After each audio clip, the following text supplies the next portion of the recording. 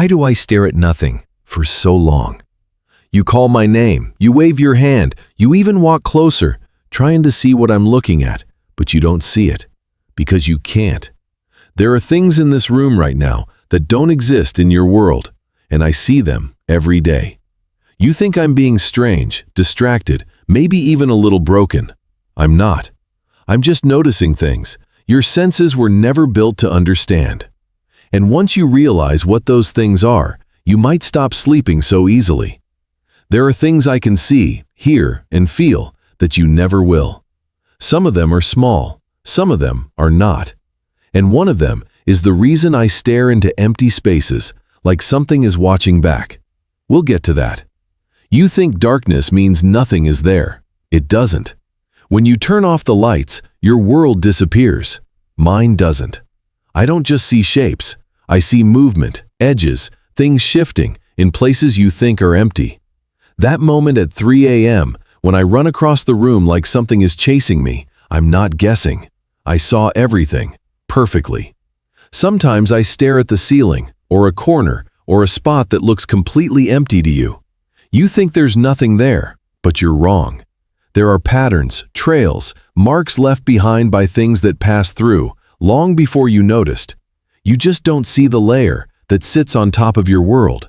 I do. You've seen my ears move, slightly, independently, tracking something you can't hear. You think it's nothing. It's not. I hear everything.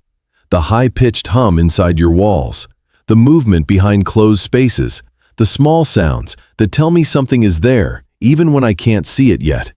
When I stare at a wall, sometimes, I'm not looking at the wall. Sometimes I get restless. I move without reason. I leave the room suddenly. You think I'm being dramatic. I'm not.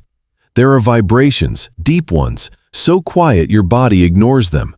But I feel them. Changes in the air, pressure shifting, something coming before it arrives.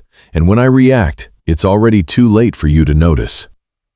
You're trying to understand me, I can tell. You're just not very good at it yet. But that's okay. Stay a little longer. Give me a like, maybe a subscribe, and I'll teach you, slowly. I don't choose where to sit randomly. I find the warmest place, the strongest presence. And sometimes, that's you. Not because of who you are, but because of what you give off. Heat, energy, life. I can feel it before I touch you. That's why I always know where to go. You walk into a room and you see objects. I walk in and I read everything that happened before.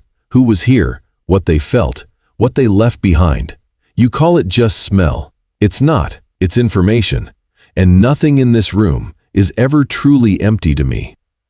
You think you hide it well when something feels off, when your mood shifts, when your energy drops. You think no one notices. I do. Not because I understand you, but because something about you feels different. And when I come closer, when I sit next to you, that's not random. And then there's this, the part you don't like thinking about, the moment when I stare into nothing for too long, when my eyes follow something that isn't there, when I react before anything happens. You tell yourself it's nothing, that it's just me, but you already know the truth. You just don't want to say it out loud, because if I can see things, you can't, then this world is not the same for both of us. You think I'm strange, mysterious, hard to understand. I'm not. I'm just living in a version of reality that you were never meant to see. And when I stare into the dark, like something is there, I'm not imagining it. I act like I don't care, but I'm always watching. And sometimes I see more than you ever will.